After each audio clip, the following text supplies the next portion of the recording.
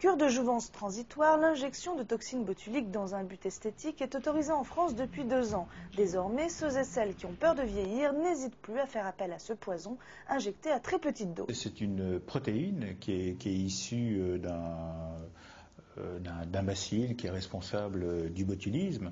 Nous extrayons cette toxine qui est purifiée et qui a pour effet de bloquer les contractions musculaires. Une consultation préalable permet de juger les motivations du patient, mais aussi de prévenir les contre-indications comme la grossesse, l'allaitement, une hypersensibilité connue à la toxine ou un trouble de la transmission neuromusculaire.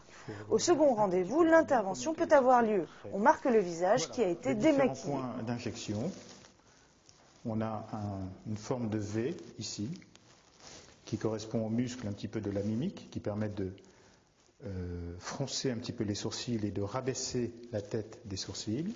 La toxine est diluée dans du sérum physiologique. Plus les muscles sont toniques et épais, plus il faudra augmenter la dose. Voilà, je vais pincer un tout petit peu la peau et on pique pratiquement perpendiculairement en regard de chaque point. La solution doit en effet rester concentrée dans la zone d'injection pour éviter qu'elle se répande et donner l'effet d'une paupière tombante. Si les gestes médicaux paraissent simples, seul un médecin spécialisé en chirurgie plastique, en dermatologie ou en chirurgie maxillofaciale est habilité pour ces actes médicaux. Les rides réapparaîtront progressivement au bout de 4 mois. Il reste tout de même une raison de froncer les sourcils, le prix de l'injection qui coûte en moyenne 400 €.